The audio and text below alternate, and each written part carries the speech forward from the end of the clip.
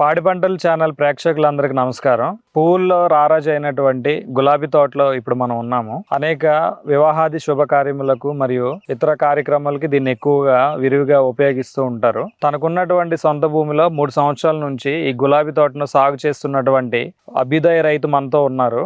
వారితో మాట్లాడి ఈ గులాబీ సాగు ఎలా చేసుకోవాలి, దీంట్లో అధిక దిగుబడులు సాధించాలంటే ఎలాంటి కార్యక్రమాలు చేపట్టాలనేది కూడా వారి మాటల్లో అడిగి తెలుసుకునే ప్రయత్నం చేద్దాం.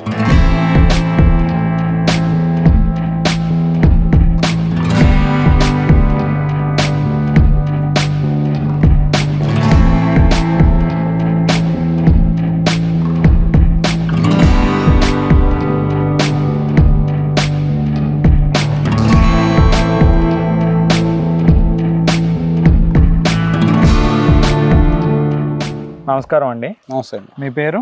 నా పేరు సుబ్బారావు అండి.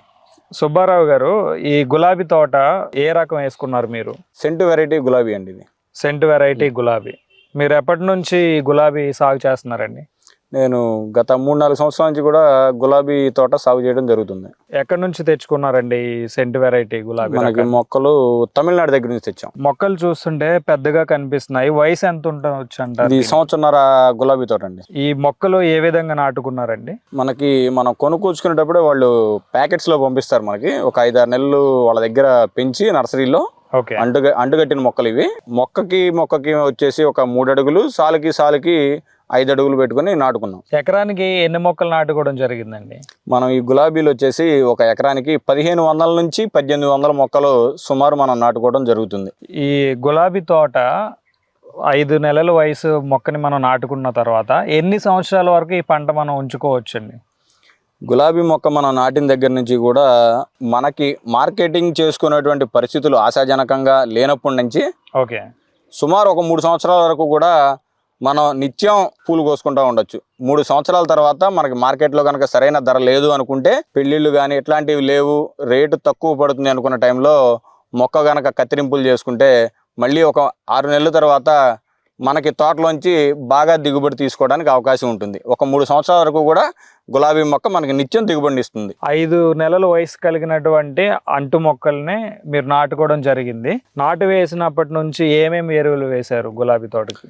మొక్క నాటుకునే ముందు చేనంతా కూడా మెత్తగా దుక్కి దున్నుకొని గొయ్యి తీసుకోవాలి. మనం మొక్క నాటుకునేటప్పుడు ఖచ్చితంగా ఒక అడుగు లోపు గొయ్యి తీసుకొని దానిలో వచ్చేసి మనకి వేపపిండి, ఆముదపిండి, అదేవిధంగా కార్బోఫ్యూరాన్ గుళికలు, ఏదన్నా పురుగు ఉంటే కనుక చనిపోవడానికి పాట్ మొత్తం మిక్స్ చేసుకొని గోతిలో వేసుకొని ఆ మొక్కను మనం గోతిలో పెట్టుకోవడం జరుగుతుంది. దాంతో పాటుగా పశువుల ఎరువు కూడా పెట్టుకోవడం. పశువుల ఎరువు, అవును. మొక్క నాటుకున్న తర్వాత దీనికి నీటి యాజమాన్యం ఏ విధంగా చేపట్టారు? గులాబీలు వచ్చేసి మనకి నీరు లభ్యత ఎక్కువగా ఉన్న ప్రాంతాల్లో మనం సాగు చేసుకోవడానికి చాలా అనువైంది. ఇది ఒక వానాకాలం తప్ప చలికాలం కానివ్వండి, వేసవికాలం కానివ్వండి, వారానికి ఒకసారి ఖచ్చితంగా నీటి తడిని అందించాలి. వేడి వాతావరణంలో గులాబీ పూలు మనకి దిగుబడి చాలా తగ్గిపోతాయి. అందుకని చెప్పేసి మనం వారానికి ఒకసారి ఖచ్చితంగా కూడా నీటి తడిని అందిస్తాం.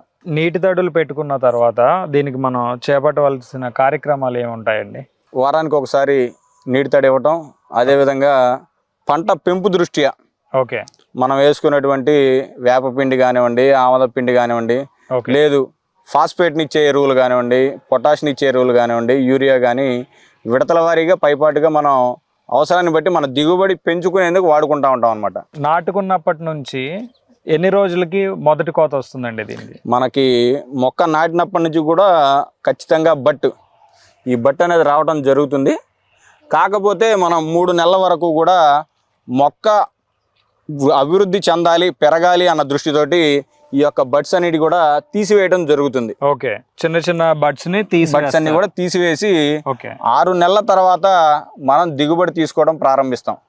ఈలోపు మొక్క మనకి కావలసిన వయసులోకి వచ్చి మనకి కావలసినంత దిగుబడిని సుమారుగా ఇవ్వడం జరుగుతూ ఉంది. మొక్క పెంపుకి ప్రధాన కారణం మనం ఈ చిన్నప్పుడు ఉన్నటువంటి బడ్స్ అన్ని తీసేసుకుంటే మొక్క విరివిగా శాఖలు విస్తరించి పెద్దదవుతుంది. ఇప్పటి వరకు ఎన్ని కోతలు కోసారండి దీంట్లో? గులాబీ పూలు అంటే ప్రతిరోజు కొయ్యవలసిందే. మనకి ఒక్కరోజు కూడా కొయ్యటానికి ఆస్కారం లేకుండా ఉండేటువంటి పంట ఇది. ప్రతిరోజు కూడా మనం గులాబీ పూలు చేలో కొయ్యాల్సిందే. ఈ గులాబీ పూలు తెల్లవారుజామున 3 గంటలకి లేదా 2 గంటలకి వచ్చి తలకి లైట్లు పెట్టుకొని కూలాలతోటి కోపిస్తూ ఉంటాము. ఇదిగోండి ఇలా ఉంది కదా, ఒక్కొక్క పువ్వు ఇట్లా కోసుకొని తీసుకుంటా ఉంటాం. ఓకే. మనకి మొక్క వయసును బట్టి దిగుబడి ఉంటుంది. ఒక 6 నెలల పంట అయితే కనుక ఒక ఎకరానికి వచ్చేసి ఒక 20 కేజీలు 30 కేజీలు అలా వస్తాయి. అదే ఒక సంవత్సరపు పంట అయితే కనుక మనకి వాతావరణం అనుకూలంగా ఉంటే, చలికాలం కానివ్వండి లేదు వానాకాలం కానివ్వండి, అనుకూలమైనటువంటి వాతావరణం ఉంటే ఒక 50-60 కేజీలు రోజు కోసుకోవడానికి అవకాశం ఉండేది మనకి. ఈ మధ్యలో మనం చూస్తూ ఉంటాం ప్రూనింగ్ అని, అలాంటివి మనం ఈ పంటకి చేస్తూ ఉంటామా? అయితే ప్రూనింగ్ అంటే మనకి మొక్క వచ్చేటప్పుడు ఏం చేస్తారంటే అంటు కట్టేటప్పుడే మగ మొక్కకి ఆడ మొక్కని అంటు కట్టడం జరుగుతుంది. ఓకే. మీకు ఇదిగోండి ఇక్కడ చూడండి ఒకసారి, దీన్ని మగ కొమ్మ అంటారు. గులాబీల్లో ఇది మగ కొమ్మ, దీనికి పువ్వులు రావు. ఈ మగ కొమ్మని మనం కింద కట్ చేసుకుంటాం, కట్టర్తోటి కట్ చేసుకొని తీసేసుకుంటే మళ్ళీ ఒక 3 మంత్స్కి 2 మంత్స్కి మళ్ళీ ఇలా కొమ్మలు రావడం జరుగుతుంది. ఇటువంటి కొమ్మలన్నిటి కూడా, పూలు లేని కొమ్మలన్నీ కూడా మనం కత్తిరింపులు చేసుకుంటూ ఉండాలి, గమనించుకుంటా, లేదంటే దిగుబడి తగ్గే ప్రమాదం ఉంది. ప్రత్యేకంగా ఈ కొమ్మ కత్తిరింపులు చేసుకోవడానికి పర్టికులర్ టైం ఏమన్నా ఉంటుందంటారా? టైం ఏమి ఉండదండి, దానికి పర్టికులర్ గా టైం ఉండదు. పూలు ఇచ్చే కొమ్మలతో పాటు మగ కొమ్మలు కూడా పెరుగుతూ ఉంటాయి. వాటిలన్నిటి కూడా మనం జాగ్రత్తగా గమనించుకొని తీసివేసుకుంటూ ఉండాలి ఎప్పటికప్పుడు. కొమ్మ కత్తిరింపుల్లో వచ్చేటప్పటికి మనకి మగ కొమ్మలు కత్తిరించినప్పుడు మనకి పెద్ద ప్రమాదం ఏమీ ఉండదండి. గులాబీ తోట ఒక 2 సంవత్సరాల తర్వాత మార్కెట్ లో ఉన్నటువంటి డిమాండ్ తగ్గితే మనం మొక్కను కట్ చేసుకోవడం జరుగుతుంది. ఇదిగోండి కింద ఇక్కడ మొదల దగ్గర నుంచి ఒక జాన పైన వదిలిపెట్టి మనం కొమ్మలు కట్ చేసుకుంటాం. కట్ చేసుకుంటే అప్పుడు మళ్ళీ ఒక 3 మంత్స్కి కొత్త ఇగుర్లు వచ్చి పూలు పూయడం జరుగుతుంది. మనం ఎప్పుడైతే కట్ చేసుకున్నామో ఆ తరువాత కాపర్ ఆక్సీక్లోరైడ్ మిశ్రమాన్ని ఖచ్చితంగా కూడా మనం కొమ్మ కత్తిరింపులు చేసిన ప్లేస్లో స్ప్రే చేసుకోవాలి. లేదంటే కనుక ఫంగస్ మొక్క మీద అటాక్ చేసి కొత్త ఇగురు రాకుండా, వచ్చినా కూడా దిగుబడి తగ్గించడానికి ఆస్కారం చాలా ఉంది. అందుకని మనం ఖచ్చితంగా కాపర్ ఆక్సీక్లోరైడ్ అనేది కొమ్మ కత్తిరింపులు జరిపినప్పుడు ఖచ్చితంగా రాయాలి. ఇప్పుడు ప్రస్తుతానికి మన తోటలో ఎకరానికి ఎన్ని కేజీలు దిగుబడి వస్తుందండి? ఈ గులాబీ తోటలో మనం ఎక్కువ కోసింది సుమారు 70 కేజీల వరకు గులాబీ పూలు మనం కోయటం జరుగుతుంది. 70 కేజీలు అంటే కేజీ ఎంత ఉందండి ఇప్పుడు? రేట్ ఎంత ఉంది? కేజీ వచ్చేసి ఇవాళ 50 రూపాయలు పడుతుంది. కేజీ 50 రూపాయలు ఉంది. ఇదే గులాబీ పువ్వు కేజీ 300 రూపాయలు అమ్మిన రోజులు ఉన్నాయి మాకు, కేజీ 20 రూపాయలు అమ్మిన రోజులు ఉన్నాయి. కాబట్టి మార్కెట్లో మనకు ఉండేటువంటి పరిస్థితిని బట్టి ₹1 ఎక్కువ తక్కువ పడతా ఉంటాయి. అట్లా మార్కెట్ ఒడిదుడుకుల్ని చూసుకుంటూ మనం పూల సాగు చేసుకోవడం రైతుకి చాలా ఉత్తమమైన పని. మీకున్నటువంటి ఈ తోటలో, ఈ గులాబీ తోటలో ఎక్కువ మీరు ఏ పురుగుల్ని గమనించారండి? ఈ గులాబీలో వచ్చేసి మనకి ఎక్కువ నల్లి తామర పురుగు ఈ మొగ్గ మీద బాగా అటాక్ చేయడానికి అవకాశం ఉంది. ఈ యొక్క మొగ్గ చుట్టూ చేరి రాత్రి వేళలో రసం పీల్చేస్తూ ఉంటాయి. రసం పీల్చేసి మొగ్గ పాడైపోవడానికి ఆస్కారం ఉంది. దోమ కానివ్వండి, నల్లి కానివ్వండి, తామర పురుగు కానివ్వండి, లద్దె పురుగు కానీ, ఈ 4 కూడా దీనికి ఎక్కువగా ఇబ్బందికి గురి చేసి మనకి రైతుకు దిగుబడిని తగ్గించడంలో ప్రధాన పాత్ర పోషించేటువంటి సకింగ్ పెట్స్ అవి రసం పీల్చే పురుగులు అనమాట.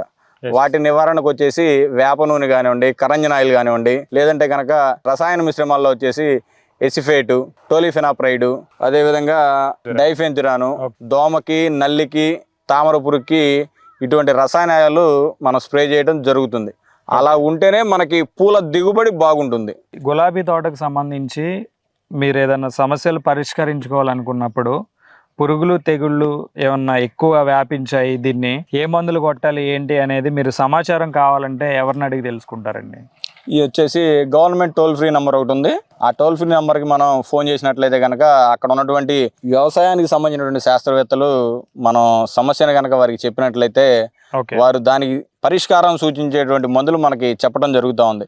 లేదు ఏదన్నా ఒక డిసీజ్ వచ్చినప్పుడు ఏదన్నా ఒక ఫోటో కనుక అప్లోడ్ చేసినట్టయితే దానికి సంబంధించి ఏ మందు మనం పిచికారీ చేయాలి, ఎంత మోతాదులో పిచికారీ చేయాలి అనేటువంటి సలహాలు సూచనలు కూడా వ్యవసాయ శాఖ వారి ద్వారా మనం తీసుకోవడం జరుగుతుంది.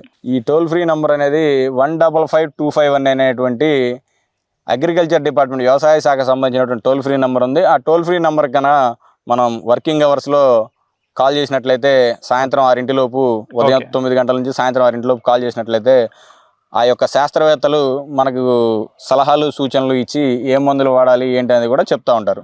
అది చాలా ముఖ్యమైనటువంటి విషయం మనకి. మీ తోటలో వచ్చినటువంటి పూలన్నీ ఎక్కడ మార్కెటింగ్ చేసుకుంటారండి? మాకు ఇక్కడ నుంచి ఒక 20 కిలోమీటర్లో విజయవాడ హోల్సేల్ మార్కెట్ ఉంది, విజయవాడ టౌన్లో. అక్కడికి డైలీ తీసుకెళ్లిపోయి మేమే అమ్ముకుంటాం అనమాట వ్యాపారస్తులకి. ఎకరానికి గాను గులాబీ తోట సాగు చేసుకోవడానికి ఎంత ఖర్చు అవుతుందండి ఒక సంవత్సరం? ఎకరానికి 2 లక్షల రూపాయలు పెట్టుబడి అవుతుంది గులాబీ సాగు చేసుకోవడానికి మనకి. ఓకే. దిగుబడి కూడా ఆశాజనకంగా ఉంటే ఆ 2 లక్షల రూపాయలు ఒక సంవత్సరంలోనే మనం తీసుకోవచ్చు. మీరు 5 నెలల వయసు కలిగినటువంటి అంటు మొక్కలు తెచ్చి నాటుకోవడం జరిగిందని చెప్పారు. ఒక్కొక్క మొక్క ఎంత పడవచ్చండి ఆ రోజు రేటు ప్రకారం? నేను కొనుక్కొచ్చినప్పుడు మొక్క వచ్చేసి ఇక్కడికి చేరడం 30 రూపాయలు పడింది ఒక్కో మొక్క నాకు. 30 రూపాయలు పడింది. ఎకరానికి గానీ ఎంత ఖర్చు అయ్యి ఉండొచ్చు? మొక్కల ఖర్చు వచ్చేసి దాదాపు 60,000 రూపాయలు అయింది. దుక్కులు కానివ్వండి, లేదా మొక్కలు వేసినందుకు కూలీ ఖర్చు కానీ ఏదైనా మిగతాయి ఒక 40,000 రూపాయలు. ఎరువుల యాజమాన్యం కానివ్వండి, మొట్టమొదట మొక్కల ఖర్చు కానివ్వండి, 1 లక్ష రూపాయలు పెట్టుబడి అవుతుంది గులాబీ తోట సాగు చేసుకోవాలంటే ఒక ఎకరానికి. ఇప్పుడు వయసు సంవత్సరంన్నర ఉందని చెప్పారు కదా, ఇప్పటి వరకు ఎంత దిగుబడి తీసుకొని ఉంటారు? ఇప్పటి వరకు సుమారు మనకి మొక్క వయసు పెరిగేదాన్ని బట్టి క్రమేపీ పెరుగుతుంది. మనకి ఒక 10 కేజీల దగ్గర నుంచి స్టార్ట్ చేసి నెలకి 1 టన్ను వరకు కూడా దిగుబడి తీసుకోవడానికి ఆస్కారం ఉంది. ఓకే. మొక్క వయసు పెరిగే కొద్దీ దిగుబడి కూడా మనకు పెరుగుతుంది, ఖచ్చితంగా పెరుగుతుంది. అది గులాబీ సాగు చేసుకోవడానికి గవర్నమెంట్ నుంచి మీకు ఏమైనా సబ్సిడీ ఏమన్నా ఉందా అండి? ప్రభుత్వం నుంచి ఖచ్చితంగా ఈ గులాబీ మొక్కలకు కానివ్వండి, చామంతి బంతి మొక్కలకు కానివ్వండి, మన వ్యవసాయ శాఖ వారు ఖచ్చితంగా సబ్సిడీని అందించడం జరుగుతూ ఉంది. ఓకే. ఈ ఎకరానికి వచ్చేసి నాకు 25,000 రూపాయల సబ్సిడీ గులాబీ మొక్కలు వేసినందుకు నేను 2 సార్లు తీసుకోవడం జరిగింది ప్రభుత్వం వారి దగ్గర నుంచి.